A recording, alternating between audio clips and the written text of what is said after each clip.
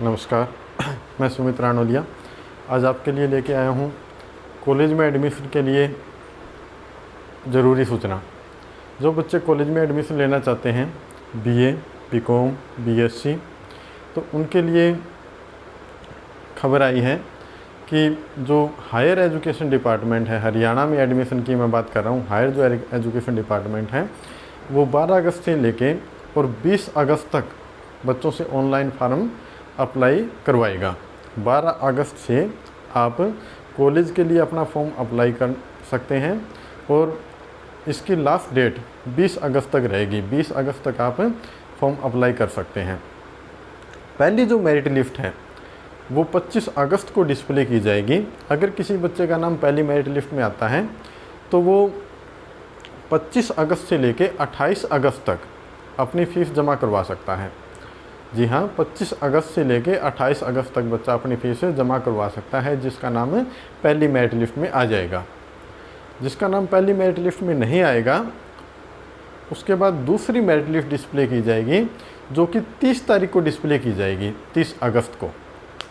जिस बच्चे का नाम उस लिस्ट में आ जाता है वो 30 और 31 अगस्त तक 30 और 31 अगस्त तक वो अपनी फ़ीस जमा करवा सकता है। उसके बाद अब की बार 2 ही मेरिट लिस्ट डिस्प्ले की जाएगी जिन बच्चों का नाम इस लिस्ट में नहीं आता है और अगर कॉलेज में सीट खाली बच जाती है, वैसे तो मैक्सिमम चांस होते हैं जो अच्छे कॉलेजेस हैं उनके अंदर सीटें खाली नहीं बचती हैं, लेकिन फिर भी अगर सीट खाली बच जाती है तो 1 सितंबर को पोर्टल दोबारा फिर से ओपन कर दिया जाएगा। उसमें आप अपना रजिस्ट्रेशन करवा सकते हैं, दोबारा फिर से रजिस्ट्रेशन करवा सकते हैं। उसके बाद जो काउंसलिंग होगी वो फिज़िकल काउंसलिंग होगी। उसके बाद कॉलेज, जिन कॉलेज का आपने उसमें ऑप्शन दिया है आपको उन्हीं कॉलेज के अंदर फिज़िकली प्रेजेंस होना पड़ेगा और आपको काउंसलिंग अटेंड करनी पड़ेगी। अगर मेरिट के हिसाब से आपका उसमें नंबर आता है तो आपसे फ़ीस जमा करवा ली जाएगी। आपको फॉर्म भरते समय किन किन बातों का ध्यान रखना है और कौन कौन से जो दस्तावेज़ है वो आपके पास होने चाहिए वो मैं आपको बता देता हूँ। 10th की मार्कशीट है, +2 की मार्कशीट है, आपका जाति प्रमाण पत्र है, आपका रेजिडेंस सर्टिफिकेट है। रेजिडेंस सर्टिफिकेट हरियाणा स्कूल से, हरियाणा बोर्ड से जिन्होंने +2 की है उन बच्चों को ज़रूरत नहीं है। अगर आप अदर बोर्ड से +2 करके आते हैं तो आपको रेजिडेंस सर्टिफिकेट की ज़रूरत पड़ेगी। अगर आप हरियाणा की किसी भी स्कूल से +2 पास करके आए हैं तो आपको रेजिडेंस सर्टिफिकेट की ज़रूरत नहीं पड़ती है। आपका इनकम सर्टिफिकेट, अगर आपकी आय 2.5 लाख से कम बनती है, अगर आपकी फैमिली आय 2.5 लाख से कम बनती है तो आप इनकम सर्टिफिकेट उसके साथ लगा सकते हैं। उसके बाद आपका जाति प्रमाण पत्र है, BCA SC सर्टिफिकेट है तो वो आपको उसके साथ लगाना है। अगर आप EWS कैटेगरी के अंदर आते हैं तो आप EWS का सर्टिफिकेट उसके साथ लगा सकते हैं। अगर आपको कोई वेटेज मिलती है, जैसे आपके पास NCC का C सर्टिफिकेट है या फिर आपके पास NSS का सर्टिफिकेट है, तो अगर आपकी कोई वेटेज बनती है तो आपको उसके लिए भी अपना जो सर्टिफिकेट है वो उसके साथ लगाना पड़ेगा। उसके बाद आपके पास बैंक की कॉपी, बैंक का अकाउंट नंबर है, बैंक की पासबुक है और उसका जो IFSC कोड है वो भी आपके पास होना चाहिए। क्योंकि जब जैसे आप स्कॉलरशिप के लिए अप्लाई करते हैं या फिर आपको कोई स्टाइपेंड मिलता है तो जब फॉर्म अप्लाई करते हैं तो उसके लिए आपको बैंक अकाउंट की ज़रूरत पड़ती है। तो आपको बैंक अकाउंट की जो पासबुक है वो भी उसके साथ लगानी है। उसके बाद आपके पास एक परमानेंट ईमेल आईडी और परमानेंट आपका मोबाइल नंबर होना चाहिए। क्योंकि जब भी आप फॉर्म भरेंगे तो जो मैसेज हैं वो आपके उसी नंबर पे आएंगे या फिर आपकी जो ईमेल आईडी है उसके ऊपर आएंगे। आपका जो ID पासवर्ड है वो भी उसी नंबर पे आएगा। तो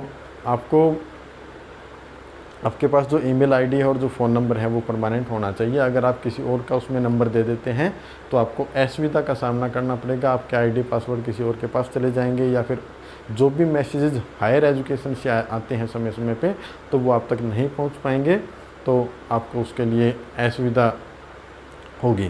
तो आपके पास जो ID और जो ID पासवर्ड है, आपके पास जो ईमेल आईडी है और आपका जो फ़ोन नंबर है वो परमानेंट होना चाहिए।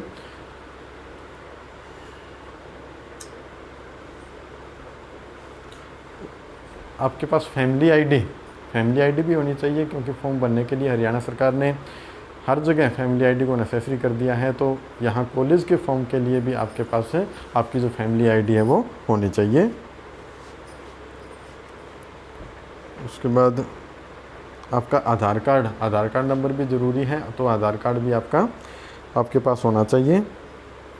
अगर कोई भी गैप ईयर बनता है, +2 के बाद आपने कोई ड्रॉप कर दिया है या फिर किसी वजह से आप पिछले साल एडमिशन नहीं ले पाए थे, तो अगर आपका कोई भी गैप बनता है तो आपके पास गैप ईयर सर्टिफिकेट भी होना चाहिए।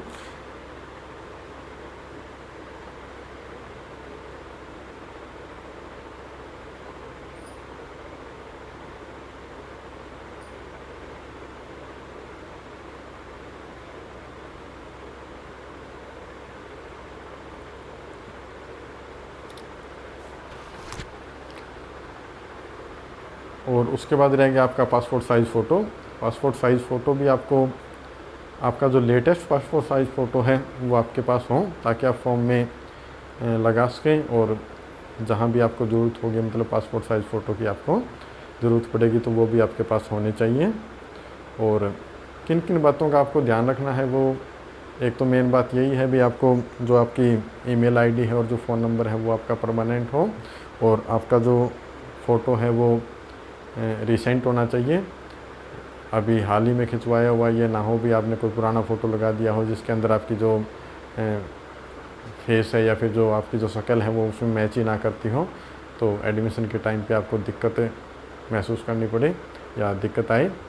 और आपको अपनी जो फ़ीस की रसीद है वो बड़ी संभाल के रखनी है, क्योंकि फ़ीस की जो रसीद है उसके हार्ड कॉपी भी आपको कॉलेज में जमा करवानी होती है। तो आप जब भी कॉलेज में उसकी हार्ड कॉपी जमा करवाते हैं तो उसकी फ़ोटो कॉपी करवा के जमा करवा दें। जब ओरिजिनल रसीद है वो अपने पास संभाल के रखें, क्योंकि जब तक आपका आई कार्ड नहीं आ जाता तो कॉलेज में पहचान पत्र की जगह आपकी जो फ़ीस की रसीद है वो चलती है। तो इसीलिए फ़ीस की रसीद को बड़ा ही संभाल के रखना है। और अब तक की अपडेट यही थी, आगे जो भी अपडेट होगी तो हम आपको समय समय पर देते रहेंगे। और हमारी आगे की अपडेट कॉलेज में एडमिशन के बारे में जो अपडेट है उसको जानने के लिए हमारे चैनल को सब्सक्राइब कीजिए, हमारे चैनल को लाइक कीजिए और हमसे आगे की जो अपडेट है वो पाते रहिए। अगर फिर भी आपको किसी असुविधा का सामना करना पड़ता है तो मेरा कॉन्टैक्ट नंबर है 9255432600। आप इस पर भी कॉन्टैक्ट कर सकते हैं। Thank you.